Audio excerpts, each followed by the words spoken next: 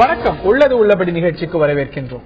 இந்திய உயர்கல்வியில் கணிசமான பங்காற்றுகிறது தொலைதூர கல்வி அல்ல அஞ்சல் கல்வி. ஆனால் இந்த கட்டணங்கள் சமீபத்தில் பெருமளவுக்கு உயர்ந்திருக்கிறது. இதனால் மாணவர்கள் பாதிக்கப்பட்டிருக்கிறார்கள் என்று ஒரு தரப்பும் இல்லை, இது உயர்த்த வேண்டிய அவசியம் வந்திருக்கிறது, நீண்ட நாட்களாக இதை உயர்த்தவில்லை ஆகிய காரணத்தினால பல்வேறு இனங்கள்ல செலவு அதிகரித்திருப்பதனால இதை கூட்ட வேண்டிய கட்டாயம் ஏற்பட்டிருக்கிறது என்றும் சரி, ஆனால் அதற்கேற்றாற் போல தரம் உயர வேண்டும் அல்லவா என்ற ஒரு கேள்விகள் எல்லாம் எழுந்திருக்க, இதைத்தான் இன்றைய உள்ளது உள்ளபடி நிகழ்ச்சியில் விரிவாக நாம் அலச இருக்கின்றோம். முதலில் இது பற்றிய ஒரு தொகுப்பு நீ காண.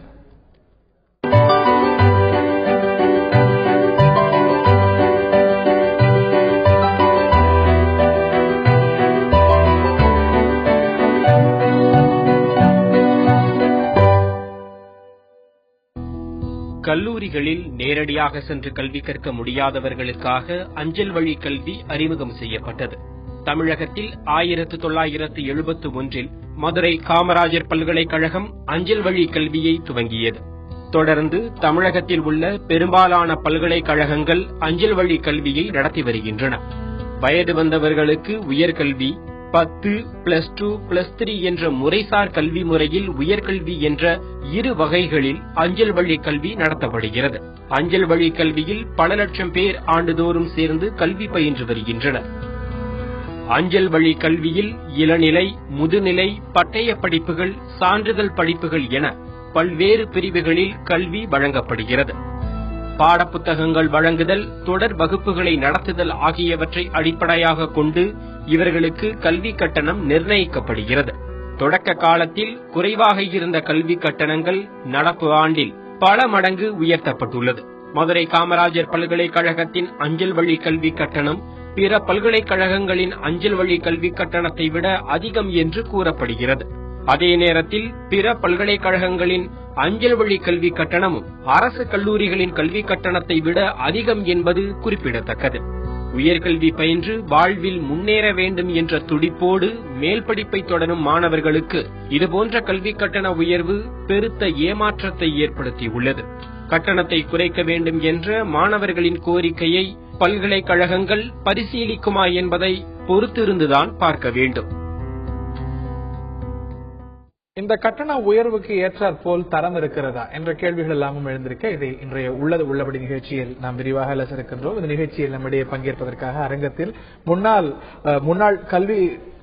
கல்லூரி கல்வித்துறை இயக்குநர் திரு முத்துவீர கணபதி அவர்கள் நிகழ்ச்சியில் இணைகிறார். நிகழ்ச்சிக்கு வரவேற்கின்றோம். அதே போல கல்வியாளர் திரு ஜெயபிரகாஷ் காந்தி எமது சேலம் அரங்கத்திலிருந்து இணைகிறார் மற்றும் எமது செய்தியாளர் தங்கமணி இணைகிறார். நான் எமது செய்தியாளர் கிட்ட இருந்து தொடக்கணும்னு நினைக்கிறேன். பல்வேறு அஞ்சல் வழி தொலைதூர கல்வி வழங்கக்கூடிய கல்வி நிலையங்கள் கட்டணத்தை உயர்த்திருக்கிறார்கள் அப்படின்னு செய்தி. எந்த அளவுக்கு உயர்ந்திருக்கிறது? ஒரு கல்வி அமைப்பு 30% உயர்த்திருப்பதாக செய்தி. இந்த ஒரு கட்டண உயர்வு அப்படிங்கிறது பரவலாக எந்த அளவுக்கு சமீப காலங்களில் உயர்ந்திருக்கு? இது பற்றிய தகவல்களை சொல்லுங்க தங்க.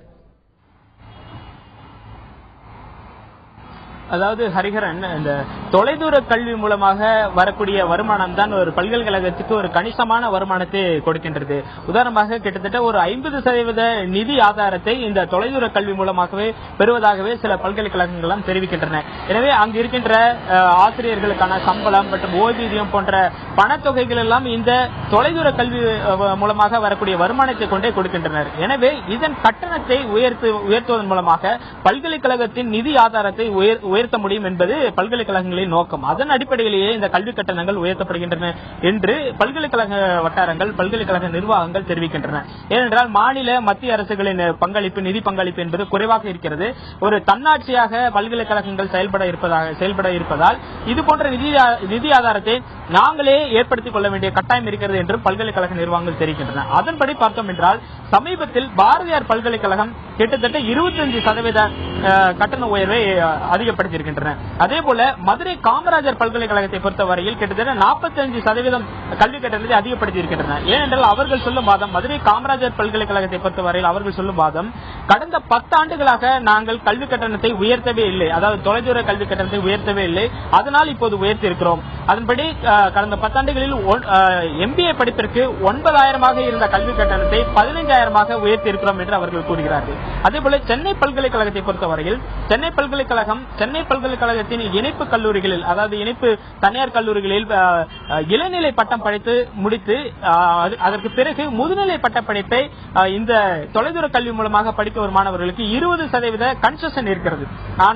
அந்த கன்செஷனை இப்போது தற்காலிகமாக சென்னை பல்கலைக்கழகம் நிறுத்தி வைத்துள்ளது. ஏனென்றால் ஒரு நிதி பாதிக்கப்படுகிறது, வரக்கூடிய வருமானம் குறைகிறது என்ற காரணத்தினால் அந்த கன்செஷனையும் இப்பொழுது சென்னை பல்கலைக்கழகம் அதை ரத்து செய்திருக்கிறது. மேலும் கல்வி கட்டணம் மற்றும் தேர்வு கட்டணம் ஆகியவற்றையும் உயர்த்துவதற்கான திட்டங்களையும் சென்னை பல்கலைக்கழகம் தற்போது நடைமுறையில் யோசித்து வருகிறது. ஹரிகரன், இந்த நிலையில நான் திரு முத்துவீர கணபதி அவர்கள்ட்ட கேட்க விரும்புறேன். நீங்க இந்த துறை இயக்குநராக, கல்லூரி கல்வித்துறை இயக்குநராக இருந்திருக்கீங்க. இருவேறு வாதங்கள் வைக்கப்படுகிறது. உயர்த்த வேண்டிய அவசியம் வருகிறது, ஏனென்றால் பல ஆண்டுகளாக உயர்த்தவில்லை, செலவினங்கள் அதிகரித்திருக்கின்றன அப்படிங்கிற ஒரு வாதமும். இதனது பயனாளிகள் யார் அப்படின்னு பார்த்தீங்கன்னா அவர்கள் பெருமளவுக்கு பாதிக்கப்படுவார்கள். பயனாளிகள் பல சந்தர்ப்பங்கள்ல ஏழை எளிய மாணவர்கள், வேலை செஞ்சுக்கிட்டே இல்ல பல நெருக்கடிகளுக்கு இடையே படிப்பவர்கள் அப்படிங்கறதுனால இந்த உயர்வு சரியில்லைங்கிற பார்வையும் இருக்கிறது. இது எப்படி நீங்க அணுகிறீங்க? தொலைதூர கல்வியை பொறுத்தவரை அதற்கான கட்டணங்கள் பல ஆண்டுகளாக உயர்த்தப்படவில்லை. இதற்கு என்ன காரணம் என்றால், ஏழை எளிய மாணவர்கள், உயர் படிப்பை தொடர முடியாத இருக்கக்கூடியவர்கள், தங்கள் வாழ்நாளிலே ஒரு +2 அல்லது SSLC படித்துவிட்டு ஒரு கிளார்க்காகவோ மற்ற ஒரு சின்ன வேலையிலோ அவர்கள் சேர்ந்தவர்கள், தங்களுடைய பிள்ளைகள் எல்லாம் ஒரு இன்ஜினியர், MBBS, டாக்டர் இப்படி ஆகிக்கொண்டிருக்கும் பொழுது தங்களுக்கு ஒரு ஸ்டேட்டஸ் சிம்பல் வேணும் என்பதற்காக அவர்கள் ஒரு டிகிரி படித்தால் நன்றாக இருக்கும், அவர்களுக்கு ஒரு ஸ்டேட்டஸ் கிடைக்கும் என்பதற்காக இந்த தொலைதூர கல்வியிலே அவர்கள் படிக்க வருகிறார்கள். தற்போது இருக்கின்ற நிலை என்னவென்று கேட்டால், கல்லூரிகளிலே அவர்கள் விரும்பிய பட்டப்படிப்பு கிடைக்கவில்லை என்று சொன்னார். உதாரணமாக பிகாமில் சேர வேண்டும் என்று ஒரு மாணவர் நினைத்து அவருக்கு பிகாமிலே இடம் கிடைக்கவில்லை என்று சொன்னால், அதே பிகாமை இந்த தொலைதூர கல்வியிலே அவர் பயில விரும்பி அதில் சேர்கிறார். ஆக வேலை இல்லாத மாணவர்களும் இதில் சேருகிறார்கள், வேலை பார்த்து கொண்டிருப்பவர்களும் இதில் சேருகிறார்கள். இது ரெண்டுக்கும் உள்ள வித்தியாசம் என்னவென்று கேட்டீர்கள் என்று சொன்னால், ஒவ்வொரு பாடத்திற்கும் 90 மணி நேரம் வகுப்புகள் நடைபெறும் ரெகுலர் காலேஜ்ல. ஆனா இதுல கான்டாக்ட் செமினார் கிளாஸ் சொல்லி சனி ஞாயிறுகள்ல கல்லூரிகள் ஏதாவது ஒண்ணு பிடித்து அதுல நடத்துவார்கள். அதுல பாத்தீங்கன்னா ஒரு சப்ஜெக்டுக்கு 16 மணி நேரம், 90 மணி நேரம் நடத்த வேண்டிய ஒரு பாடத்தை 16 மணி நேரத்துல நடத்தி அந்த ஆசிரியர் அவர்களுக்கு புரிய வைக்க வேண்டும். இது எதற்காக என்று சொன்னால், அவர்களுக்கு அதிகமான தொகை வழங்க வேண்டியிருப்பது, ஆசிரியர்களுக்கு பணம் கொடுக்க வேண்டும் என்பதற்காகவே அதை கண்டென்ஸ் பண்றாங்க. தற்போது பல பல்கலைக்கழகங்கள் என்ன செய்கிறது என்று சொன்னால், ஸ்டடி சென்டர் என்று கான்ட்ராக்ட் பேசிஸ்ல அவர்களை நியமித்து அவர்களையே மாணவர்களை ரெக்ரூட் பண்ண செய்ய செய்து அவர்கள் தரமான ஆசிரியர்களை வைத்து ஒரு ரெகுலர் காலேஜ் மாதிரி இந்த அஞ்சல் வழி கல்வியை நடத்துவதற்கான ஏற்பாடுகளை செய்திருக்கிறார்கள். அதனாலதான் பாத்தீங்கன்னா இந்த பிரைவேட் ஸ்டடி சென்டர்ல தான் இந்த அட்மிஷன்ஸே நடக்குது. எல்லா யூனிவர்சிட்டிக்கும் நடக்குதுங்க. அங்கேயும் குற்றச்சாட்டுகள் வருகிறது. அங்கே பார்க்கும்போது பாத்தீங்கன்னா ரெகுலரா இந்த 16 மணி நேரத்தை விட அதிகமான நேரம் ஒரு classroom atmosphere, classroom teaching அங்கே கிடைக்குது. அதனால அதற்கான கட்டணத்தை உயர்த்த வேண்டிய கட்டாயத்தில் பல்கலைக்கழகங்கள் இருக்கிறது. உதாரணமாக ஸ்டேட் ஃபண்டட் யூனிவர்சிட்டிஸினுடைய நிலை என்னவென்று கேட்டால், அவர்களுடைய வருமானம், அவர்களுடைய செலவு, அதில் ஏதாவது டெபிசிட் ஏற்பட்டால் அதை அரசு ரீஇம்பர்ஸ் பண்ணும். அரசு பாத்தீங்கன்னா ரீஇம்பர்ஸ் பண்ணி கொடுக்கும், கிராண்ட் கொடுக்கும். அப்போ அவர்கள் அந்த பிரேக் ஈவன்ல இருக்கணும். பிரேக் ஈவன்ல இல்ல அப்படின்னு சொன்னா அரசு தான் அதிகமான பணத்தை கொடுக்க வேண்டி வரும். ஆகவே அரசு என்ன சொல்கிறது என்றால், நீங்கள் கல்வியில உங்க பல்கலைக்கழகத்திலே உங்களுடைய நிதி ஆதாரத்தை பெருக்குவதற்கான வழிமுறைகளை தேடுங்கள் என்று சொல்கிறார்கள். அதன்படி அவர்கள் செய்கிறார்கள். இந்த உயர்வுகள் எல்லாமே பார்த்தீர்கள் என்றால் ஆர்பிட்ரரியாக செய்யப்படுவது இல்லை. ஒவ்வொரு பல்கலைக்கழகத்திலும் ஒரு டெமோக்ராட்டிக் பாடி இருக்கிறது, சிண்டிகேட். அந்த சிண்டிகேட்ல அரசு உயர் அதிகாரிகள், செக்ரட்டரிஸ் இருக்கிறாங்க, கவர்னர் நாமினிஸ் இருக்காங்க, ஆசிரியர் சங்கத்தினுடைய உறுப்பினர்கள் இருக்காங்க, யூனிவர்சிட்டி பேராசிரியர்கள் இருக்காங்க. இவர்கள் எல்லாம் சேர்ந்து செய்யப்படுகிறது. இதற்கான முகாந்திரங்களும் இருக்கிறது நீங்கள் சொல்வதை நான் புரிஞ்சுக்கிறேன். திரு காந்தி அவர்கள்ட்ட, ஜெயபிரகாஷ் காந்தி அவர்கள்ட்ட கேட்க விரும்புகின்றேன். ஆக இதற்கான முகாந்திரம் இருக்கிறது, ஆர்பிட்ரியா செய்யப்படல, இது வந்து பல ஆண்டு காலமாக இது உயர்த்தப்படாமல் இருக்கிறது என்னும் பொழுது இப்படிப்பட்ட ஒரு வாதமும் இல்லை, இது வந்து ரொம்ப அதிகம், அரசு கோர்ஸ்ல இருக்கக்கூடியதை காட்டிலும் பல மடங்கு அதிகமாக இருக்கிறது, ரெகுலர்ல இருக்கிறத காட்டிலும் அப்படிங்கிற வாதமும் இருக்கிறது. நீங்க ஒரு கல்வியாளரா இந்த கட்டண உயர்வை எப்படி பார்க்கிறீங்க? சார், கண்டிப்பா உங்க செய்தியாளர் சொன்னது உண்மை சார். இது வந்து ஒரு பெரிய ரெவென்யூ மாடல் தான், நிறைய யூனிவர்சிட்டிஸ்க்கு ஒரு பெரிய ரெவென்யூ மாடல் தான். சோ என்ன பண்றாங்க, அவங்களுக்கு எங்கெங்க டெபிசிட் வரும்போது இந்த மாதிரி இதுல வந்து ஹைட் பண்றாங்க. நான் என்ன சொல்றேன் அப்படின்னா, கரஸ்பாண்டன்ஸ் கோர்ஸ் வந்து இப்ப வந்து ஹைட் பண்றது நான் வந்து தப்பு கிடையாது. ஓகே, 10 வருஷமா ஹைட் பண்ணல, 7 வருஷமா ஹைட் பண்ணல, அது ஒத்துக்கலாம், அது ஒத்துக்க வேண்டிய விஷயம் தான். பட் எந்த அளவுக்கு குவாலிட்டி இம்ப்ரூவ்மெண்ட் கொடுக்கணும், ஒரு இடத்துல நம்ம ஹைட் பண்ணும்போது அந்த குவாலிட்டி கொடுக்கணும். இன்னைக்கு இருக்கிற டெக்னாலஜி அப்ளை பண்றாங்களா, அதுவும் கிடையாது. மானிட்டரிங் இருக்கா, எக்ஸாமினேஷன் மானிட்டரிங் இருக்கா, அந்த அளவுக்கு கிடையாது. கம்பல்சரி கிளாஸ் ரூம் அட்டெண்டன்ஸ் இருக்கா, அதுவும் அவ்வளவும் கிடையாது. சோ எந்த அளவுக்கு கிடையாது. இப்ப மாணவர்களிடையே கூட வந்து ஒரு இது இருக்கு, அப்படியே சும்மா பேருக்கு போயிட்டு வரலாம், நம்ம ஒரு டிகிரி வாங்கிக்கலாம், அப்படிதான் ஒரு மனப்பாவம் இருக்கு. கரஸ்பாண்டன்ஸ்ல 70% நாட் எல்லாமே சொல்ல, சீரியஸா இருக்கிறவங்களும் இருக்காங்க. பட் வந்து ரொம்ப ஒரு கேஷுவலா எடுக்கிறவங்க நிறைய பேர் இருக்காங்க. அவசரமா பேருக்கு ஒரு டிகிரி வாங்கலாம். ஃபர்ஸ்ட் வந்து ஒரு கம்ப்ளீட் ஒரு மானிட்டரி சிஸ்டம் கொண்டு வரணும் கவர்மெண்ட், யூஜிசில இருந்து கம்ப்ளீட்டா ஒரு மானிட்டரி, ஒரு கரஸ்பாண்டன்ஸ் கோர்ஸ். அடுத்தது வந்து ஹைட் பண்றாங்க அப்படின்னா அப்டேட் பண்ணிருக்காங்களா. எனக்கு வந்து நான் ஒரு நிறைய ஒரு ஆய்வு செய்யும் போது கூட பார்த்தேன், ஒரு கரஸ்பாண்டன்ஸ் மெட்டீரியல் பாத்தீங்கன்னா இப்ப வந்து 2002 என்ன மெட்டீரியல் கொடுத்தாங்களோ அதே தான் 2013 கொடுக்குறாங்க. அதே மெட்டீரியல் பிரிண்ட் பண்ணது அவங்களுக்கு வந்து ஒரு பெரிய செலவே கிடையாது. ஒரு 80% வந்து மாற்றமே கிடையாது. மேபி ஒரு 20% வேணா வந்து கொஞ்சம் அப்டேட் பண்ணிருக்கலாம். ஃபர்ஸ்ட் ஆஃப் ஆல் கம்ப்ளீட்டா அப்டேட் பண்ணணும், லேட்டஸ்ட் டெக்னாலஜி கொண்டு வரணும், லேட்டஸ்ட் அப்டேட்டட் நாலேஜ் கொண்டு வரணும். கரஸ்பாண்டன்ஸ்ல எப்படி ரெகுலர் காலேஜஸ் இது பண்றாங்களோ அந்த அளவுக்கு பண்ணணும். அதெல்லாம் பண்ணிட்டு இது இன்னைக்கு வந்து ஆன்லைன் கோச்சிங், ஆன்லைன்லயே நிறைய பண்ணலாம். ஒரு ஸ்டடி சென்டர்ல வந்து நிறைய கம்ப்யூட்டர்ஸ் வச்சு ரெகுலர் கிளாஸ் ரூம் கிளாஸஸ் வந்து அவங்க வீடியோ எடுத்துட்டு அவங்க வந்து கேட்கிற மாதிரி பண்ணலாம், இன்டராக்ட் பண்ணலாம். சோ இந்த அளவுக்கு அவங்க உயர் கொண்டு வந்தாங்கன்னா, இந்த அளவுக்கு டெக்னாலஜி சப்போர்ட் அவங்க கொடுத்து பசங்களுடைய என்ஹான்ஸ் பண்ணா கண்டிப்பா இந்த உயர்வுக்கு வந்து நம்ம ஆதரிக்கலாம். இல்ல அப்படின்னா வெறும் பழைய மாதிரி தான் இருக்கு போதுன்னா இது கண்டிப்பா வந்து அன்னெசரி ஹைக். உயர்வு என்பது சரி, ஆனால் அந்த உயர்வுக்கு ஏற்றாற் போல இந்த தர உயர்வு இருக்கிறதா அப்படிங்கும்போது அதை நீங்க பிரதானமாக கேள்வி எழுப்பியிருக்கீங்க. அதை முன்னேற்றுவதற்கு என்ன செய்ய வேண்டும்? பல வெளிநாடுகள்ல இந்த திறந்த வெளி பல்கலைக்கழகமாகட்டும், அஞ்சல் வழி பல்கலைக்கழகங்கள், இவையெல்லாம் சிறந்த தரத்துல சிறந்த தொழில்நுட்பத்தை பயன்படுத்தி ஆடியோ வீடியோ டீச்சிங் மெத்தட் எல்லாம் பயன்படுத்துறாங்க. அதெல்லாம் ரொம்ப ஒரு இன்ஃபேன்ட் ஸ்டேஜ்ல தான், ஒரு ஆரம்ப நிலையில தான் நம்மளுடைய பல்கலைக்கழகங்கள் இருக்கு. அப்படிங்கும்போது அதை மேம்படுத்துவதற்கான நடவடிக்கை இல்லையே அப்படிங்கிற ஆதங்கம் பதிவு செய்யப்படுகிறது. மேலும் செய்ய வேண்டியவை என்ன? தொடர்ந்து பேசலாம் ஒரு சிறிய இடைவெளிக்கு பின்னால். தொலைதூர கல்வி கட்டணங்கள் உயர்ந்திருக்கின்றன என்ற ஆதங்கம் எழுந்திருக்க, அது உயர்த்தப்பட வேண்டியது அவசியம் என்ற ஒரு பார்வையும் இருக்கிறது. அவசியமானால் அதற்கேற்றாற் போல தரமும் மேம்பட வேண்டுமே என்ற பதில் கேள்வியும் வருகிறது. இவற்றையெல்லாம் இந்த நிகழ்ச்சியில் நாம் உள்ளபடி விவாதித்து வருகின்றோம். இந்த நிகழ்ச்சியில் நம்முடைய திரு முத்துவீர கணபதி அவர்கள், முன்னாள் தமிழக கல்லூரி கல்வித்துறை இயக்குநர் அவர்கள் நம்முடைய இணைந்திருக்கிறார். கல்வியாளர் திரு ஜெயபிரகாஷ் காந்தி எமது சேலம் அரங்கத்திலிருந்து இணைந்திருக்கிறார். சென்னை பல்கலைக்கழகத்திலிருந்து எமது செய்தியாளர் தங்கமணி இணைந்திருக்கிறார். தங்கமணி அருகாமையில மாணவர்கள் இருக்காங்கன்னு புரிஞ்சுக்கிறேன். இந்த ஒரு கட்டண உயர்வு அப்படிங்கிறது மாணவர்களால எப்படி பார்க்கப்படுது?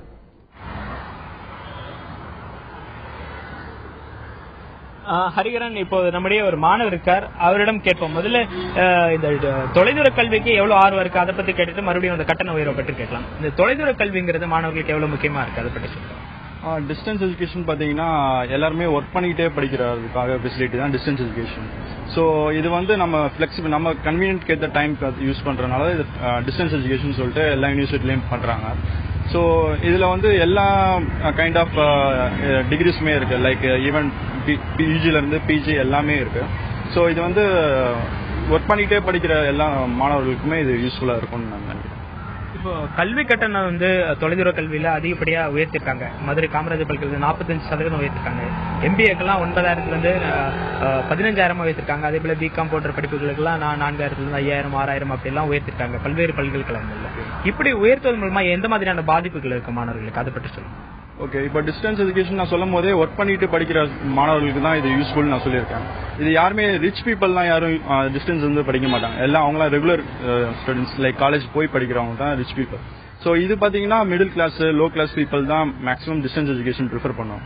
ஸோ இப்போ இந்த எஜுகேஷன் ஃபீஸ்லாம் இன்க்ரீஸ் பண்ணிட்டாங்கன்னா அவங்களாம் எப்படி இனிமேல் படிப்பாங்க? இட்ஸ் ரியலி என்ன சொல்றது, ஒரு படிப்புக்கேற்ற ஒரு என்கரேஜ்மெண்ட்டே கவர்மெண்ட் கொடுக்கலன்னு தான் அர்த்தம்.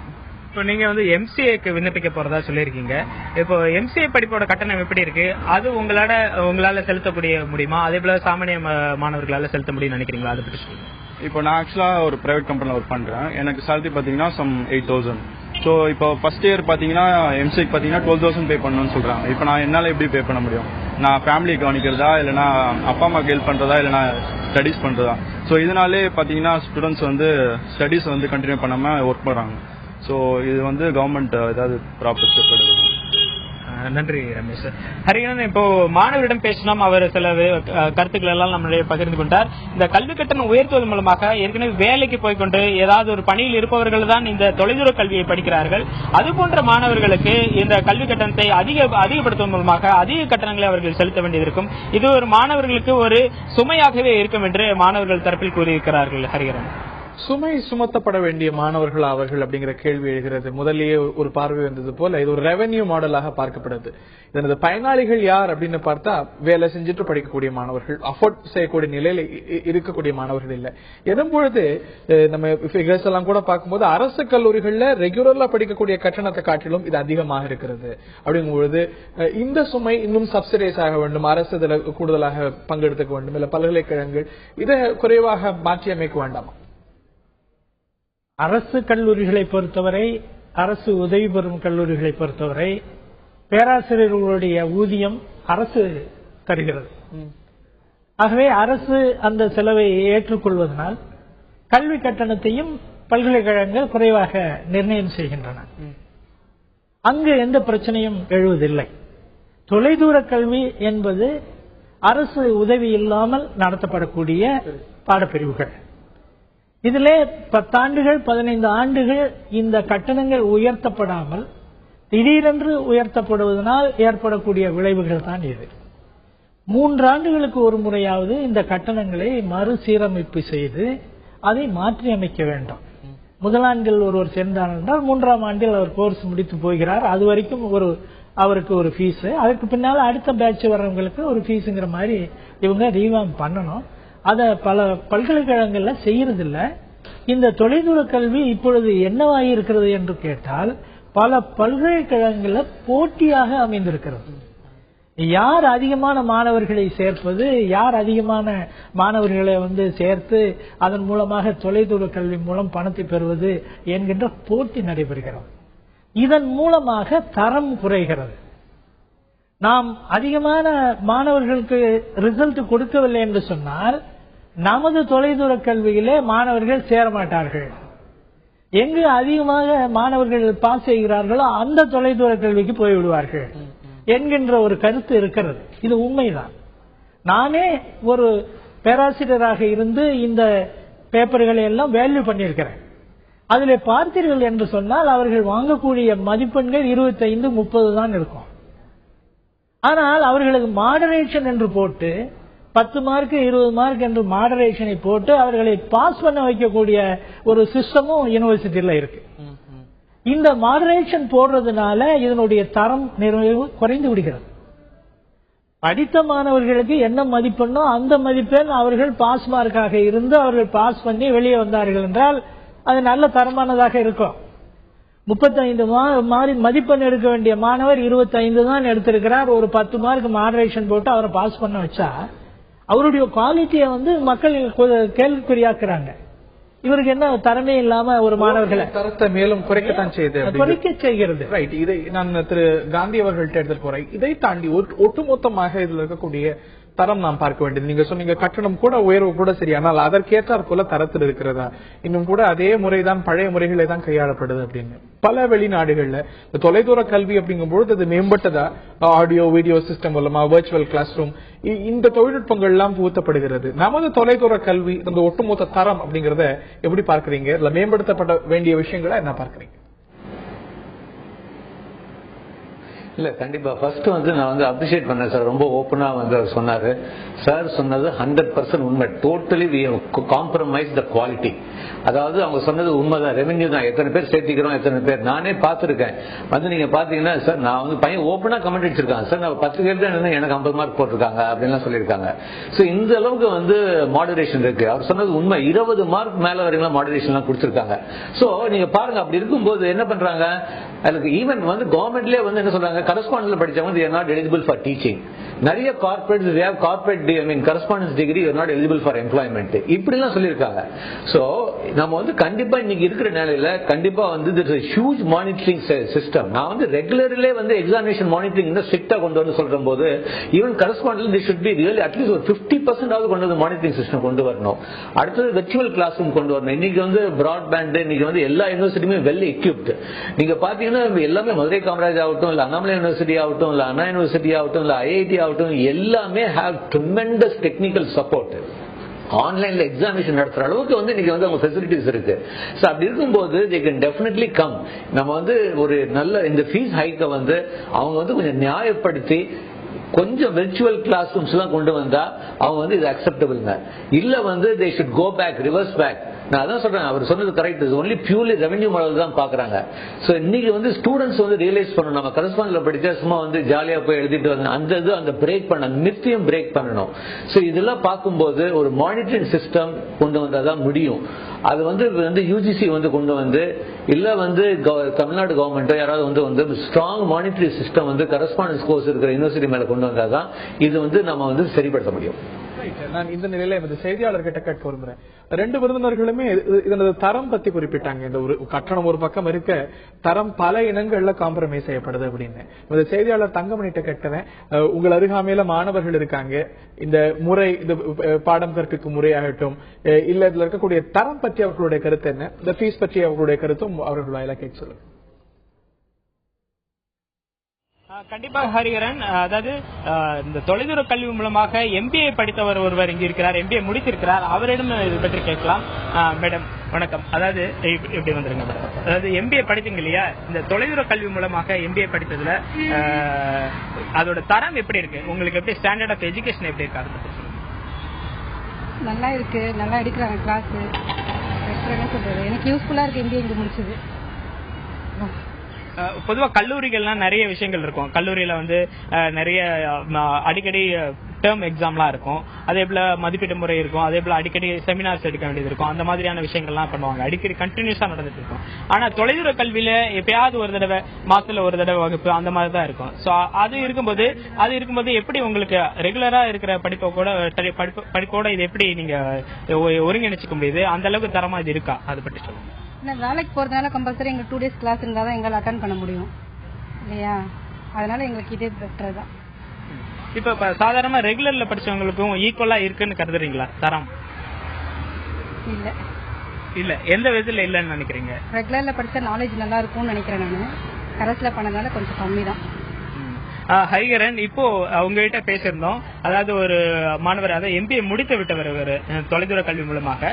அவர் சொல்கிறார் ரெகுலர்ல படிப்பதை விட இதுல தரம் குறைவாகத்தான் இருக்கிறது என்பதை அவர் ஒப்புக்கொண்டு இருக்கிறார். ஹரிகரன், இந்த ஒரு கேப் அப்படிங்கறது பிரிட்ஜ் பண்ணவே முடியாதா, இல்ல இது இருக்கத்தான் செய்யும் எந்த அளவுக்கு நம்ம முன்னேற்றினாலும்? ப்ரொஃபஷனல் கோர்சஸ் இந்த மாதிரி கரஸ்பாண்டன்ஸ்ல கொடுக்கறது சுத்த தவறுங்க. MCA போன்ற ஒரு படிப்பெல்லாம் பாத்தீங்கன்னா PhD இதுல கொண்டு வாங்க எல்லாம் சொல்லிட்டு இருக்காங்க. அது வந்து ஒரு கம்ப்யூட்டர் ஓரியன்ட், கம்ப்யூட்டர்ல ஃபுல்லா உட்கார்ந்து ஒர்க் பண்ணி அந்த டிகிரியை அவங்க வாங்கணும், அதுல அவங்க ப்ரொஃபஷனலைஸ் பண்ணணும்.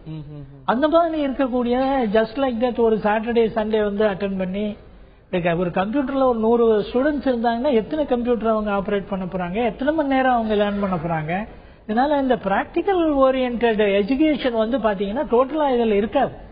ஆகவே சில கோர்சஸ் வந்து ப்ரொஃபஷனல் கோர்சஸ் வந்து இந்த டிஸ்டன்ஸ் எஜுகேஷன் வந்து டோட்டலா எடுத்துடணும்.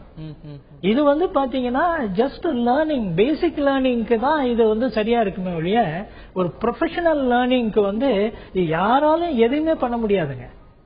பல கல்லூரிகள்ல பாத்தீங்கன்னா பல வசதிகள் இருக்கு, அதை பயன்படுத்திக்கிறாங்க. இங்க எந்த கல்லூரியில போய் இவங்க எந்த வசதியை பயன்படுத்த முடியும்? இவர்களுக்கு எந்த கல்லூரியை வந்து அலாட் பண்ணப்பட்டிருக்கு? ஒண்ணும் இல்ல. ஸ்டடி சென்டர்ல போவாங்க, அவங்க படிக்கிறாங்க, MCA MBA படிக்கிறாங்க. இவங்களுக்கு இன்ஸ்டிடியூஷனல் ட்ரைனிங் எங்க இருக்கு MBAல? இவங்களுக்கு எந்த இன்ஸ்டிடியூஷன்லயாவது போய் ஒரு மேனேஜரல் ட்ரைனிங்கோ ஏதாவது கிடைக்குதா அவங்களுக்கு? இல்ல. இதை தெரிந்தே இந்த கோர்ஸுகளை நம்ம டிஸ்டன்ஸ் எஜுகேஷன்ல நடத்த வேண்டிய அவசியம் கிடையாது. அது மாணவர்களுக்கு ஏதோ ஒரு ஃபேன்சி டிகிரியை கையில கொடுத்து நானும் MCA நானும் MBAன்னு அனுப்பலாம ஒழிய அதை தரத்தை காம்ப்ரமைஸ் பண்ணி தான் இந்த டிகிரி கொடுக்கப்படுது. இது உண்மை. இதை யாருமே மறுக்க முடியாது, என்னவும் செய்ய முடியாது. ஏன்னா அவங்க எல்லாம் வேலை செஞ்சுக்கிட்டு இருக்கிறவங்க எப்படி ஒரு ஃபுல் கிளாஸ் ரூம்ல உட்கார்ந்து அவங்களால படிக்க முடியாது. ஏன்னா அவங்களுடைய சூழ்நிலை எப்படி. நடைமுறையில சிறந்த தரம் கொடுக்க முடியாத விஷயங்களை இந்த முறையில அவை இது வைத்துக் கொண்டதுல அர்த்தமே இல்ல, பேரளவுக்கு மட்டுமே இருக்கும் அப்படிங்கிறது உங்களுடைய பார்வையா இருக்கிறது. திரு ஜெயபிரகாஷ் காந்தியும் குறிப்பிட்டார், இது இன்னும் சிறந்த ஒரு மானிட்டரிங் சிஸ்டம் வேண்டும், அதுல மேம்பாடு வேண்டும் என்று சொன்னார். அது சார்ந்த பரிந்துரைகள் மத்திய அளவிலுமே செய்யப்பட்டிருக்கிறது. அதன் அடிப்படையில தான் இந்த டிஸ்டன்ஸ் எஜுகேஷன் கவுன்சிலே டிசால்வ் செய்யப்பட்டது. ஆனால் அதற்கு பிறகு சீர்திருத்தங்கள் நடந்தனவா என்பதுதான் கேள்வி. செய்ய வேண்டிய விஷயங்கள் என்ன? தொடர்ந்து பேசுவோம் ஒரு சிறிய இடைவேளைக்கு பின்னர். தொலைதூர கல்வி கட்டணங்கள் உயர்ந்திருக்கிறது, அதற்கேற்றாற் போல் தரம் உயர்ந்திருக்கிறதா அப்படிங்கிற கேள்வியில இந்த தொலைதூர கல்வியில பயனாளிகள் சாதாரண ஏழை மக்கள் படித்துக் கொண்டே வேலை பார்க்கிறவங்க இவர்கள் எல்லாம் பெருமளவுக்கு பாதிக்கப்படுகிறார்களே என்ற கேள்விகள் எல்லாம் எழுந்திருக்க, இதைத்தான் இன்றைய உள்ளது உள்ளபடி நிகழ்ச்சியில் நாம் விரிவாக அலசி வருகின்றோம். இந்த நிகழ்ச்சியில் நம்முடைய திரு முத்து வீர கணபதி அவர்கள், முன்னாள் தமிழக கல்லூரி கல்வித்துறை இயக்குனர், அதே போல மூத்த கல்வியாளர் திரு ஜெயபிரகாஷ் காந்தி மற்றும் எமது செய்தியாளர் தங்கமணி இணைந்திருக்கிறார்கள். தங்கமணி, அருகாமையில தொலைதூர கல்வியில பயனாளிகள் இருக்காங்க அப்படின்னு புரிஞ்சுக்கிறோம், மாணவர்கள் இருக்காங்க, இல்ல முன்னாள் மாணவர்கள் இருக்காங்கன்னு புரிஞ்சுக்கிறோம். அவர்களுடைய கருத்தை இது சார்ந்து கேட்டு சொல்லுங்க. ஹரிகரன், அதாவது இந்த தொலைதூர கல்வியில BA எக்கனாமிக்ஸ் ஒரு பாடப்பிரிவை தேர்வு செய்வதற்காக ரேணுகா என்ற பெண்மணி வந்திருக்கிறார். அவர் ஏற்கனவே கூட்டுறவு சங்கத்தில் பணியாற்றிருக்கிறார். ஆனால் பதவி உயர்வுக்காக இந்த படிப்பை படித்தால் பயனுள்ளதாக இருக்கும் என்ற நம்பிக்கையில் அவர் வந்திருக்கிறார். அவரிடம் கேட்போம். மேடம் வணக்கம். இப்போ ஆல்ரெடி நீங்க ஒரு வேலையில் இருக்கீங்க. சோ இப்போ இந்த BA எக்கனாமிக்ஸ்ங்கிற ஒரு படிப்பு படிக்கலாம், இது மூலமா எந்த மாதிரியான பயன்கள் உங்களுக்கு கிடைக்கும்? ப்ரொமோஷன் கிடைக்கும் ஃபர்ஸ்ட். அப்போ நம்ம படிக்கணும்னு நினைச்சாலும் பொருளாதார இது உள்ளதுனால படிக்க முடியல. இப்ப நாமளே சம்பாதிக்கிறோம், இன்கம் வருது, சரி, அது ஒரு காரணம். அடுத்து எங்களுக்கு ப்ரொமோஷன் அப்படின்றதுக்காக நாங்க இதை ஜாயின் பண்ணி படிக்கலாம். இது எந்த, அதாவது இப்போ நீங்க வேலைக்கு போயிட்டு இருக்கீங்க, வேலைக்கு போயிட்டு இதை படிக்கும் போது எந்த அளவுக்கு உங்களுக்கு இதுக்கு நேரம் செலுத்த முடியுது அதை பற்றி சொல்லுங்க. ஜாப் போகும்போது ட்ரெயின்ல தான் போறேன் நான். அப்போ அந்த டிராவலிங் ஹவர்ஸ் ஃப்ரீயா இருக்கும். அப்ப நம்ம இதுல கான்சென்ட்ரேட் பண்ணி படிக்க முடியும் அப்படின்னு நம்பிக்கை. மேடம், இப்போ ஏதோ ஒரு வகையில உங்களுக்கு ஒரு பதவி உயர்வுக்கோ அல்லது உங்களோட அறிவை வளர்த்துக்கொள்வதற்கோ இது ரொம்ப பயனுள்ளதா இருக்குன்னு சொல்றீங்க. ஆனா இப்போ இந்த கல்வி கட்டணத்தை உயர்த்த மூலமா, ஏன்னா லட்சக்கணக்கான படிச்சுட்டு இருக்காங்க, கல்வி கட்டணத்தை உயர்த்த போறதா சில பல்கலைக்கழகங்கள் அறிவிச்சிருக்காங்க, சில பல்கலைக்கழகங்கள் உயர்த்திருக்காங்க. கல்வி கட்டணத்தை உயர்த்த மூலமா எந்த மாதிரியான பாதிப்புகள் இருக்கும்? பெண்மணிகளுக்காக வீட்டு வில்லத்தரசிகள்லாம் வீட்டுல வந்துட்டு அவங்களுக்கு சிறிய சேமிப்பு வைத்து தான் படிப்பாங்க சில பெண்கள்லாம். சோ அவங்களுக்கு எந்த மாதிரி பாதிப்பு இருக்கும்? அதை பற்றி ஒரு பெண்ணா நீங்க உங்க கருத்து. ஃபீஸ் இப்போ ஜாப்ல இருக்கிறோம் அப்படின்னா எங்களுக்கு எதுவும் ப்ராப்ளம் கிடையாது. ஆனா மீடியம் கிளாஸ் இருக்காங்க, அதோட லோ கிளாஸ் அவங்களுக்கு ரொம்ப கஷ்டமா தான் இருக்கும். அதை யோசிக்கணும். நன்றி மேடம். நம்மிடையே இன்னும் சில மாணவர்கள்லாம் இருக்கிறார்கள், அவர்களும் சில கருத்துக்களை கேட்போம். ஹரிகரன், அதாவது நீங்க டிஸ்டன்ஸ்ல படிக்கிறீங்க இல்லையா? சோ டிஸ்டன்ஸ்ல உங்களுக்கு படிக்கிற மூலமா எந்த மாதிரியான உங்களுக்கு பயன் இருக்கு அதை பற்றி? டிஸ்டன்ஸ் படிக்கிறதுனால இப்ப நாங்கள் ஒர்க் பண்ணிட்டு படிக்கிறதுனால எங்களுக்கு அந்த ஒர்க்கிங் சம்பந்தமான படிப்பு இங்க இருக்கு. அதனால அதை தேர்ந்தெடுத்து படிக்கிறதுனால யூஸ்ஃபுல்லா இருக்கு. எங்களுக்கு ப்ரொமோஷனும் ஒர்க்கிங் ஏரியால கிடைக்குது. நீங்க என்ன படிப்பை தேர்வு செஞ்சிருக்கீங்க? MBAல லாஜிஸ்டிக்ஸ் அண்ட் சப்ளை மேனேஜ்மெண்ட். அது மெட்டீரியல் சம்பந்தப்பட்ட, ஏற்கனவே நான் ஒர்க்கி மெட்டீரியல் டிபார்ட்மெண்ட்ல இருக்கேன். அதனால அதுக்கேற்ற மாதிரி படிப்பு இருக்கிறதுனால லாஜிஸ்டிக்ஸ் அண்ட் சப்ளை மேனேஜ்மெண்ட் தேர்ந்தெடுக்கேன். சென்னை பல்கலைக்கழகத்துல MBA பாடப்பிரிவு எடுத்திருக்கீங்க இல்லையா? இதுக்கு கட்டணம் எந்த அளவுக்கு இருக்கு அதை பற்றி சொல்லுங்க. கட்டணம் அதுக்கேற்ற மாதிரி கொஞ்சம் உயர்வா தான் இருக்கு கட்டணம். அதான் கட்டணம் உயர்வா இருக்கு. எவ்வளவு இருக்கு இயர்லி ஃபீஸ், டியூஷன் ஃபீ இதெல்லாம் எவ்வளவு வருது அதை பற்றி சொல்லுங்க. ஃபர்ஸ்ட் இயர்னு பாத்தீங்கன்னா ஒரு 10,000 வந்துடுது. அதான் 10 to 12 வந்துடுது. ஃபுல் கோர்ஸ் முடிக்கணும்னா ஒரு 13 to 40 வந்துடுது. ஒரு MBA முடிக்கிறதுக்குள்ள ஒரு 40,000 செலவாயிடுது. ஆனா ரெகுலர்ல படிக்கிறதுக்கே கிட்டத்தட்ட சில கல்லூரிகள்ல ஒரு குறைவான கட்டணங்கள்ல படிக்க முடியுது. ஆனா இப்போ இந்த தொலைதூர கல்வியிலேயே இவ்வளவு கட்டணம் செலுத்த வேண்டியிருக்கு. அது பற்றி என்ன நினைக்கிறீங்க? அது ரெகுலர்ல டைம் இல்லை, அதனால இங்க வந்து சரி கிளாஸ்க்கு போக முடியாலும் எக்ஸாம் மட்டும் நம்ம வந்து எழுதிக்கலாங்கிற மாதிரி வீட்லயே உட்காந்து படிச்சுட்டு எக்ஸாம் மட்டும் எழுதிக்கலாங்கிற மாதிரி தான் வந்திருக்கோம். சரி கட்டணம் உயர்வா இருந்தாலும் படிச்சுதான் அவனுங்கிற மாதிரி இருக்கு சூழ்நிலை. தொலைதூர கல்வியில பெரும்பாலும் சில மாணவர்கள் கட்டணம் செலுத்த முடியாமலாம் இருப்பாங்க. எக்ஸாம் ஃபீ டைம்ல எல்லாம் கட்டணம் செலுத்த முடியாம இருப்பாங்க. ஏன்னா அவங்க பின்தங்கிய குடும்பங்கள் இருப்பாங்க, அதனால சிரமப்படுவாங்க. அது மாதிரி உங்க நண்பர்கள் சக நண்பர்கள் நீங்க பாத்திருப்பீங்க. அது போல இந்த கட்டண உயர்வால கட்டணம் அதிகமா இருக்கனால கஷ்டப்பட்டவங்கள பற்றிய நிலையை சொல்லுங்க. என்னுடைய ஃப்ரெண்ட்ஸ்ல நிறைய பேர் வந்து டிஸ்கன்டினியூ பண்ணிருக்காங்க. இந்த மாதிரி ஃபீஸ் கட்ட முடியல அப்படின்ட்டு, அதிகமா ஃபீஸ் இருக்குனால டிஸ்கன்டினியூ பண்ணிருக்காங்க. அதே மாதிரி நிறைய பேர் வந்து இந்த ஃபீஸ் சர்டிபிகேட் வாங்கும்போது கூட ரொம்ப உள்ள வந்து கொஞ்சம் அலைச்சல் கொடுக்குறாங்க. இந்த மாதிரி இன்னைக்கு வா நாளைக்கு வா அப்படின்ட்டு. ஒரு சிலர் வந்து தெரியல அப்படின்னு சொல்லிடுறாங்க. எங்க அங்க போய் கேளு இங்க போய் கேளுன்னு சொல்லிடுறாங்க. அது வந்து என்னுடைய நண்பர்கள் பாதிக்கப்படுகிறார்கள். ஹரிகரன் முக்கியமான ஒரு விஷயத்தை இந்த மாணவர் தெரிவித்திருக்கிறார். அதாவது அவருடைய நண்பர்கள் அதிக கல்வி கட்டணம் தொடர்பா காரணத்தினால அந்த படிப்பை பாதிலேயே விட்டு விட்டதாக கூறுகிறார். இது போன்ற நிலை பரவலாக இருக்கிறது ஹரிகரன். நிச்சயமாக இப்போ அவரோட நண்பரை கூட டிஸ்கண்டினியூ பண்ண வேண்டிய நிலைமை வந்ததுன்னு சொன்னீங்க. இது ஒரு பக்கம் இருக்க தரத்தை பற்றியும் நாம் பேசி வருகின்றோம். திரு காந்தி அவர்கள்ட்ட நான் கேட்க விரும்புகின்றேன். அதாவது இதை பற்றி ஆய்வு செய்வதற்காக மாதவ மேனன் கமிட்டி அமைக்கப்பட்டது. அது பல்வேறு பரிந்துரைகளை செய்தது. டிஇசின்னு சொல்லக்கூடிய டிஸ்டன்ஸ் எஜுகேஷன் கவுன்சில் கலைக்கப்பட்டது. அதற்கு பிறகு UGC ICT கீழே வந்தது. ஆனாலும் கூட இதுல ஒரு பெரிய சீர்திருத்தம் வந்து விட்டதா? இந்த டிஸ்டன்ஸ் எஜுகேஷன்ல ஒரு தரமான சிறந்த கல்வி சரியான கட்டணத்துலதான் வழங்கப்படுதா அப்படின்னா ஒரு பெரிய கேள்விக்குறி இருக்கு. இதுல செய்யப்பட வேண்டிய சீர்திருத்தம் அப்படின்னு என்ன நினைக்கிறீங்க? இன்னும் சார் நான் எக்ஸ்பெக்ட் பண்ற அளவுக்கு அவங்க வந்து சீர்திருத்தம் கொண்டு வரல. அதாவது ஜஸ்ட் ஒரு ஃபியூ கைட்லைன்ஸ் தான் கொடுத்தாங்க, ரிவ்யூ பண்ணாங்க, அவ்வளவுதான். பட் சீரியஸா வந்து எந்த ஒரு கைட்லைன்ஸ் அவங்க இன்னும் வந்து ஒரு ரிஃபார்ம் கொண்டு வரல. இப்போ வந்து என்ன பண்ணணும் அப்படின்னா, சார் சொன்ன மாதிரி நிறைய almost 30% of the course remove பண்ணணும். ஒரு உதாரணத்துக்கு MBA வந்து நார்மலி MBA வந்து I won't say it's a professional degree, it's a professional eligibility தான் சொல்வேன். It's a professional eligibility. இந்த மாதிரி கோர்சஸ் எல்லாம் அவாய்ட் பண்ணணும். ஆல்ரெடி இன்ஜினியரிங் கூட வந்து இப்போ வந்து கொடுக்கறது இல்ல. இன்ஜினியரிங் வந்து ப்ரொஃபஷனல் நம்ம கரஸ்பாண்டன்ஸ் கொடுக்கறது இல்ல. பட் இன்னும் வந்து ஃபேக் யூனிவர்சிட்டிஸ் கொடுத்துட்டு இருக்காங்க. Why not? There are some deemed universities I know, though they don't say distance education, but they give that things only through distance education. பேருக்கு தான் கிளாஸ் அப்படி மாதிரி பார்ட் டைம் சொல்லிட்டு அது வந்து டிஸ்டன்ஸ் எஜுகேஷன் பண்ணதான். இது எல்லாமே ஸ்ட்ராங்கா மானிட்டர் பண்ணி ரிமூவ் பண்ணணும். அடுத்தது வந்து எல்லா யூனிவர்சிட்டியுமே கரஸ்பாண்டன்ஸ் கோர்ஸ் கொடுக்க முடியும் அப்படின்னா அது கண்டிப்பா அது அலோவ் பண்ணக்கூடாது. UGC நல்ல ப்ராஃபிட்டபிள் உள்ள யூனிவர்சிட்டிஸ் காட் ட்ரெமெண்டஸ் டெக்னிக்கல் அவங்க மட்டும் தான் வந்து கரஸ்பாண்டன்ஸ் டிகிரி வந்து கொடுக்க முடியும். கவர்மெண்ட் சப்சிடிஸ் கொண்டு வரணும். குவாலிட்டி இம்ப்ரூவ் பண்ணும். எக்ஸாமினேஷன் மானிட்டரி சிஸ்டம் வந்து ஸ்ட்ராங்கா கொண்டு வந்தா திரும்பி ஒரு மிகப்பெரிய புத்துணர்ச்சி வந்து நம்ம கொண்டு வர முடியும். கரஸ்பாண்டன்ஸ்ல மக்களும் நம்பிக்கை வைப்பாங்க. நாமினல் ஹைக் இருந்தா போதும். எவ்ரி 3 years ஒரு நாமினல் ஹைக் 10% ஹைக் இருந்தா கண்டிப்பா ஒரு பெரிய ப்ராப்ளம். எந்த ஒரு ஸ்டூடெண்ட்ஸ் இது மாதிரி டிஸ்கண்டினியூ பண்ண மாதிரி இருக்காது. இந்த மாதிரி ஒரு ஸ்ட்ராங் மெஷர்ஸ் கொண்டு வந்தா கண்டிப்பா இது நாட்டுக்கு நல்லது, எல்லாருக்குமே ஈவன் நல்ல ஒரு சமூகத்தை நல்ல மேம்படுத்த முடியும் தான் என்னுடைய கருத்து. இந்த நிலையில நம்முடைய திரு பெரிய கருப்பன் அவர்கள் இருக்கிறார். காமராஜர் பல்கலைக்கழகத்துடைய மதுரை காமராஜர் பல்கலைக்கழகத்துடைய தொலைதூர கல்வி பிரிவு இயக்குனர். திரு பெரிய கருப்பன் 30% அளவுக்கு உயர்ந்திருப்பதாக கட்டணங்கள் உயர்ந்திருப்பதாக புரிந்து கொள்கின்றோம். இது சார்ந்த மாணவர்கள் நிறைய பேர்கிட்ட பேசும்போது, பல்வேறு பல்கலைக்கழகங்களில் படிக்கக்கூடிய மாணவர்கள்ட்ட பேசும்போது இந்த கட்டண உயர்வால நிறைய பேர் இடைநிற்றல் கூட தள்ளப்பட்டிருக்கிறார்கள் அப்படின்னு சொல்லும்போது இந்த கட்டண உயர்வை எப்படி ஜஸ்டிஃபை பண்றீங்க? Hello sir. வணக்கம் சார், சொல்லுங்க சார். இப்ப வந்து மோராலஸ் வந்து எங்களுக்கு வந்து ஒரு 10 years வந்து ஹைக் பண்ணவே இல்லை சார். 10 வருஷமா நான் ஏற்றவே இல்லை சார். ஃபீஸ் ஸ்ட்ரக்சர் ஏற்றவே இல்லை சார். ரைட். இப்ப வந்து இது வந்து பேஸ்ட் ஆன் மெட்ராஸ் யூனிவர்சிட்டி என்ன பேட்டர்ன்ல பண்ணிட்டாங்களோ ஃபீஸ் ஸ்ட்ரக்சர் இருக்கோ அதை பேஸ் பண்ணி தான் நான் கொடுத்துருக்கேன் சார். அடுத்து வந்து இன்னொரு என்னன்னா காஸ்ட் ஆஃப் பேப்பர்ஸ் வந்து உங்களுக்கு கூடியிருக்கு சார். வேல்யூவேஷன் வந்து ஃபீஸ் வந்து நாங்க கூட கொடுக்குறோம் சார். இப்ப வந்து கிட்டத்தட்ட 10 years வந்து 3 தடவை ஹைக் பண்ணி கொடுக்குறோம் சார்.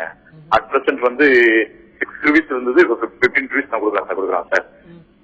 அடுத்து ரெமுனரேஷன் ஏறி இருக்கு. அடுத்து எக்ஸாம் வந்து வேல்யூவேஷன் ஹால் ரெண்ட் நான் கொடுக்க வேண்டியிருக்கு. தென் வந்து பிரிண்டிங் பிளஸ் முன்னாடிக்கு இப்ப எவ்வளவோ சேஞ்சஸ் ஆயிருக்கு. பிரைசஸ் வந்து ஏறி புக் பிரசன்ட் மெட்டீரியல்ஸ், அப்புறம் அதை டிரான்ஸ்போர்ட் கொண்டு வரதுக்கு வைக்கிறதுக்கு லேபர் சார்ஜஸ் எல்லாமே ஏறி போய் தான் உங்களை வந்து கொடுக்க வேண்டிய சூழ்நிலை சார். இந்த உயர்வு அப்படிங்கிறது படிப்படியா இல்லாம ஒரேதியா இருக்கு அப்படின்னு பார்வையும் இருக்கிறது. 30% அப்படின்னா அது ஏன் படிப்படியாக இல்ல அப்படிங்கிற ஒரு அது வந்து ஒரு டிஸ்கண்டினியூ பண்ற அளவுக்கு ஒரு நிலையை ஏற்படுத்தி இருக்கு. இல்ல சார், இன் ஃபியூச்சர்ல வந்து 5 to 10% வந்து நான் ஹைக் பண்ணிக்கலாம். அப்படி தெரியாது சார், தெரியாது சார். நம்ம முடிஞ்ச அளவுக்கு நான் ஸ்டூடெண்ட் தான் ஹெல்ப் பண்ணிருக்கோம். இது வரைக்கும் கிட்டத்தட்ட நம்ம யூனிவர்சிட்டி மதுரை காமராஜ் யூனிவர்சிட்டிஸ் தான் இருக்கிறதே லோவா இருந்துட்டு இருந்தது. ஏன்னா ஸ்டூடெண்ட் படிக்கணும், அவங்களோட வெல்ஃபேர் தான் பாத்துட்டு இருக்கோம். அதே போல இந்த தர மேம்பாடு பற்றிய கேள்விகள் தொடர்ந்து எழுகின்றன. இது வந்து அந்த அளவுக்கு காம்படிட்டா இல்ல, எல்லா கோர்ஸையுமே வந்து டிஸ்டன்ஸ்ல கொடுத்துறாங்க, அந்த அளவுக்கு தரம் இல்ல, பல வெளிநாட்டு பல்கலைக்கழகங்களுக்கும் நமக்கு ஏணி வச்சாலும் எட்டாது இந்த விஷயங்கள். அப்படிங்கும் போது இந்த தரத்தை மேம்படுத்துறதுக்கு என்ன நடவடிக்கைகள் எடுக்கப்பட்டோம்? இல்ல சார், பிரசன்ட் வந்து துணைவேந்தர் வந்து என்னென்ன வகையில வந்து மேம்படுத்தணும், டெவலப் பண்ண சீரியஸா ஸ்டெப் படுத்திட்டு இருக்காங்க சார். அதை இப்ப என்னென்ன வழியில வந்து டெவலப் பண்ணி இப்ப கமிட்டி போட்டு அதை ஸ்டிமுலேட் பண்ணிருக்காங்க. நன்றி உங்களுடைய பங்கேற்புக்கு. ஆகிய இந்த கட்டணத்தை உயர்த்த வேண்டிய அவசியம் முகாந்திரமும் இருக்கிறது.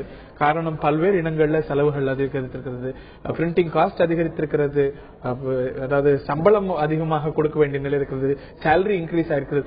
எனும் பொழுது இதற்கான அவசியமும் முகாந்திரமும் இருக்கிறது. தரத்தை மேம்படுத்துறதுக்கும் நடவடிக்கை எடுக்கிறோம் அப்படிங்கிறது உங்களுடைய பார்வையா பார்க்கிறேன். உங்களுடைய பங்கேற்புக்கு நன்றி. ஒட்டுமொத்தமாக இந்த ஒரு தொலைதூர கல்வியை பொறுத்த வரைக்கும் ஒட்டுமொத்தமாக எடுக்க வேண்டிய சீர்திருத்தங்கள் என்ன, ஸ்ட்ரக்சரல் சேஞ்சஸ் என்ன செய்ய வேண்டியிருக்கு? தொடர்ந்து பேசலாம் ஒரு சிறிய இடைவெளிக்கு பின்னால்.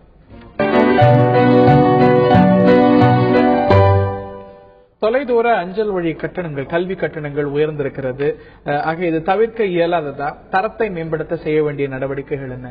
இவற்றையெல்லாம் இன்றைய உள்ளது உள்ளபடி நிகழ்ச்சியில் நாம் அலசி வருகின்றோம். நம்முடைய திரு ஜெயபிரகாஷ் காந்தி கல்வியாளர் அவர்கள் சேலத்திலிருந்து இணைந்திருக்கிறார். திரு முத்துவீர கணபதி முன்னாள் தமிழக கல்லூரி கல்வித்துறை இயக்குநர் அவர்கள் இணைந்திருக்கிறார். நமது செய்தியாளர் தங்கமணியும் இணைந்திருக்கிறார். நான் திரு முத்துவீர கணபதி அவர்கள்ட்ட கேட்க வருகின்றேன். இதை தாண்டி இந்த ஒரு தொலைதூர கல்வி நிர்வாகத்திலேயே நமக்கு இன்னும் ஒரு தெளிவற்ற நிலைமை இருக்கிறதோ அப்படின்னு தோன்றுகிறது. இதற்கு முன்பாக இது வந்து டிஇசி கீழே இருந்தது, அதாவது டிஸ்டன்ஸ் எஜுகேஷன் கவுன்சில் கீழே இருந்தது, அது காம்படிட்டன்ட் இல்ல அப்படின்னு சொல்லிட்டு அது கலைக்கப்பட்டது. இன்று யுஜிசி ஏஐசிடியோட கட்டுப்பாட்டில் இருக்கிறது. இது கூட ஒரு தெளிவான நிலைமையா? இதன நிர்வாகமே கூட மேம்படுத்தப்பட வேண்டும் அப்படிங்கிற பார்வை இருக்கிறது. நிர்வாக ரீதியாக என்ன திருத்தங்கள் சீர்திருத்தங்கள் தேவை நினைக்கிறீங்க? இப்போது இந்த தொலைதூர கல்வி அந்தந்த பல்கலைக்கழகத்தின் கீழ் இயங்குகிறது.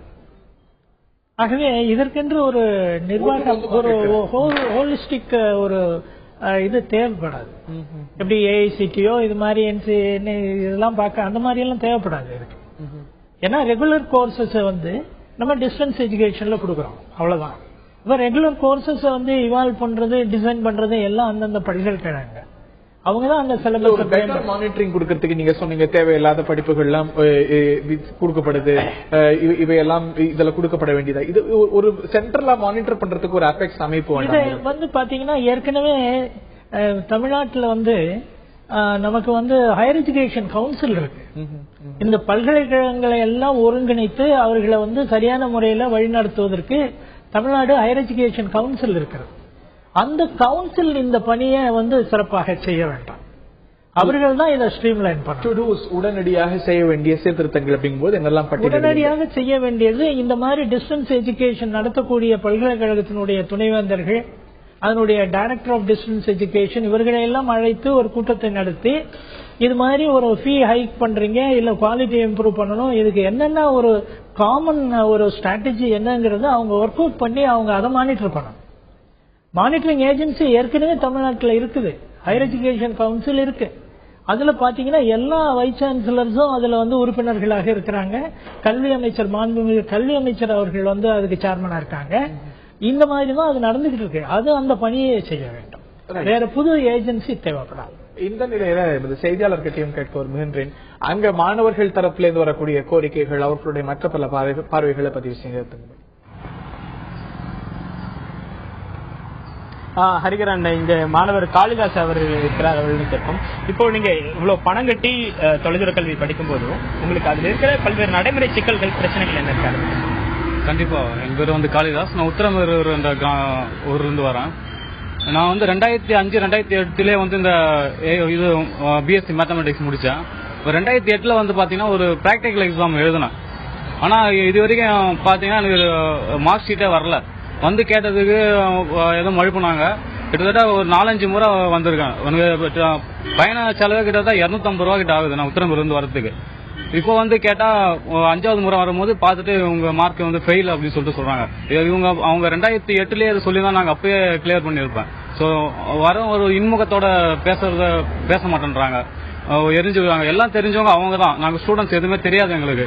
அவங்க தான் எது இருந்தாலும் சொல்லித்தரோம். உங்களுக்கு இது தெரியாதா, அது தெரியாது, நீங்கள் பார்க்க மாட்டீங்களா அப்படின்னு சொல்ல சில விஷயங்கள்லாம் வந்து எங்களுக்கு வந்து மனசு புண்படுத்துது. நன்றி காளிதாஸ். ஹரிகரன், மாணவர் சொன்னது போல எவ்வளவு பிரச்சனைகள் இவ்வளவு இதுல இருக்கிறது என்பதை நம்ம பார்த்துக் கொள்ளலாம். தரம் ரொம்ப மிக மோசமாக, நிர்வாக ரீதியாக பதில் கொடுக்கக்கூடியது, இந்த விஷயங்கள் எல்லாம் மிக மோசமாக இருக்கிறது, சரியான பதில் தருவதில்லை என்றெல்லாம் குறிப்பிட்டிருக்கிறார். தரம் எப்படி இருக்கிறது அதை பற்றி சொல்லுங்கள். தரம் என்றது கண்டிப்பாக உண்மையாக இருக்கிறது. தரம் பற்றி குறை சொல்வது எதுவும் இல்லை. இருந்தாலும் அவர்கள் மாணவர்கள் அணுகுமுறை வந்து மிகவும் கீழ்த்தனமாக தான் இருக்கிறது. ஹரிகரன், சென்னை பல்கலைக்கழகத்தை பொறுத்தவரையில் மற்ற பல்கலைக்கழகங்கள் காட்டிலும் குறைவான கட்டணங்களை தான் வசூலித்து வருகிறார்கள். ஆனால் மேற்படி அந்த கட்டணத்தை உயர்த்துவதற்கான நடவடிக்கையில் ஈடுபட்டு வருகிறது. ஆனால் தரத்தை பொறுத்தவரையிலும் மாணவர்கள் சொல்லும் பொழுது நன்றாகவே இருக்கிறது பிற பல்கலைக்கழகங்களை விட என்று கூறுகிறார்கள். ஆனால் பொதுவாக கல்வியாளர்கள் கருத்துக்கள் கேட்கும் பொழுது அவர்கள் என்ன சொல்கிறார்கள், பல்கலைக்கழகங்கள் தங்களுக்கு நிதி ஆதாரங்கள் இல்லை, அதை பெருக்கிக் கொள்ள வேண்டும் என்பதற்காக டிஸ்டன்ஸ் எஜுகேஷன் என்று சொல்லக்கூடிய இந்த தொலைதூர கல்வியின் நிதி ஆதாரங்களில் அந்த கல்வி கட்டணத்தை உயர்த்துவதன் மூலமாக அதிகரித்துக் கொள்கிறார்கள் என்று குறிப்பிடுகிறார்கள். எனவே அந்த அதிகப்படியான இது கல்வி கட்டணம் என்பது வசூல், அதிகப்படியான கல்வி கட்டணம் என்பது ஒரு கொள்ளையாக இருக்கிறது. மாணவர்களிடம் இதை சுரண்டுகிறார்கள், மாணவர்கள் மீது சுமையை சேர்க்கிறார்கள். இதற்கு மாறாக மாநில அரசு, மத்திய அரசு, பல்கலைக்கழக மானிய குழு எல்லாம் இதற்கான போதுமான நிதியை பல்கலைக்கழகத்துக்கு வழங்க வேண்டும் என்பது அவர்கள் கல்வியாளர்களின் கோரிக்கை. அது மட்டுமல்லாமல் பள்ளிகளுக்கு கட்டண நிர்ணய குழு என்று ஒன்று இருக்கிறது. அதேபோல இன்ஜினியரிங் கல்லூரிகளுக்கு கட்டண நிர்ணய குழு என்று ஒன்று இருக்கிறது. அந்த குழுக்கள் தான் இன்ஜினியரிங் கல்லூரிகள் மற்றும் பள்ளிகளுக்கு கட்டணங்கள் நிர்ணயம் செய்கின்றன. ஆனால் கலை அறிவியல் படிப்புகளுக்கோ கலை அறிவியல் பல்கலைக்கழகங்களில் கொடுக்கக்கூடிய தொலைதூர கல்வி படிப்புகளுக்கோ அது போன்ற ஒரு கல்வி கட்டண குழு என்பது இல்லை. அந்தந்த பல்கலைக்கழகங்களே தங்களுக்கு ஏற்றாற்போல கட்டணங்களை வசூலித்துகின்றன. ஆனால் அரசு கலைக்கல்லூரிகளை பொறுத்தவரையில் அரசு கட்டணங்களை நிர்ணயிக்கின்றன. ஆனால் அந்த கட்டணங்களை பல்கலைக்கழகங்கள் நிர்ணயம் செய்வதில்லை. பல்கலைக்கழகங்கள் தங்களது வளாகத்தில் இருக்கக்கூடிய வகுப்புகளுக்கு அவர்களாகவே கட்டணம் நிர்ணயம் செய்கிறார்கள். எனவே பல்கலைக்கழகங்கள் தங்களது வளாகத்தில் இருக்கக்கூடிய வகுப்புகளுக்கு கட்டணங்கள் நிர்ணயம் செய்யவும், அது வழங்கக்கூடிய தொலைதூர கல்விகளுக்கு வழங்கக்கூடிய கட்டணங்களை நிர்ணயம் செய்யவும் தனியாக ஒரு அமைப்பு, ஒரு யூனிஃபார்மாக ஒரு அமைப்பு உருவாக்கப்பட வேண்டும், ஒரு கமிட்டி அமைக்கப்பட வேண்டும். அந்த கமிட்டி மூலமாக மாநில அரசு இதை கண்காணித்து சரியான ஒரு கட்டணத்தை நிர்ணயம் செய்ய வேண்டும் என்பதே கல்வியாளர்களின் கருத்தாக இருக்கிறது. இந்த வாதத்துக்கு திரு முத்துவீர கணபதி முன்னாடியே சிண்டிகேட்ல விவாதிக்கப்பட்டு அதன் மூலமாகத்தான் முடிவெடுக்கப்படுது அப்படின்னு சொல்லியிருக்காரு. அந்த வாதமும் பல்கலைக்கழகங்கள் சார்பில் தொடர்ந்து வைக்கப்படுது, சிண்டிகேட்ல முடிவெடுக்கப்படுகிறது அப்படின்னும். இந்த நிலையில நான் திரு ஜெயபிரகாஷ் காந்தி அவர்கள்ட்ட இறுதிக்கட்ட கருத்தை கேட்கிறேன். நீங்கள் உடனடியாக செய்ய வேண்டிய, இது சார்ந்து செய்ய வேண்டிய, தரம் சார்ந்து கட்டணம் சார்ந்து செய்ய வேண்டிய திருத்தங்கள் என்ன? இந்த ஒரு குவாலிட்டி கேப்பை பிரிட்ஜ் பண்றதுக்கு செய்ய வேண்டிய விஷயங்கள் என்ன? தரத்தையும் அதே போல கட்டணத்தையும் சரிவர பார்த்துக் கொள்ள செய்ய வேண்டிய விஷயம் என்ன?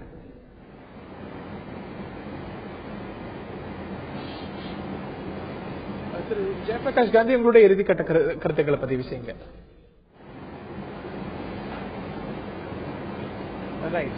இந்த நிலை ஐ திங்க் உங்களுக்கு நான் பேசுறது கேட்க நினைக்கிறேன். இந்த நிலையில் நிகழ்ச்சியை நிறைவு செய்தாக வேண்டும். பல்வேறு பார்வைகள் பதிவு செய்யப்பட்டிருக்கிறது. இதுல சவால்கள் இருக்கிறது, நிவர்த்தி செய்ய வேண்டிய விஷயங்கள் இருக்கிறது என்று நாம் புரிந்து கொள்கின்றோம். ஆனாலும் கூட இந்த கட்டணம் உயர்த்தியாக வேண்டிய அவசியம் இருக்கிறது என்று கல்லூரிகள் சார்பில், அதாவது பல்கலைக்கழகங்கள் சார்பில் சொல்ல வேண்டிய விஷயம். ஆனாலும் தரமான கல்வி வழங்கப்படணும் அப்படிங்கிறது யாருக்கும் மாற்றுக்கிறது இருக்க முடியாது. இந்த நிகழ்ச்சியில பங்கு பெற்ற திரு முத்துவீர கணபதி, திரு ஜெயபிரகாஷ் காந்தி மற்றும் இந்த செய்தியாளர் தங்கமணி மற்றும் அவரோடு இணைந்திருந்த மாணவர்கள், தொலைபேசி வாயிலாக கருத்து தெரிவித்த திரு பெரிய கருத்து மற்றும் பார்த்த நேர்களுக்கு நன்றி தெரிவித்து விடைபெறுகிறோம். வணக்கம்.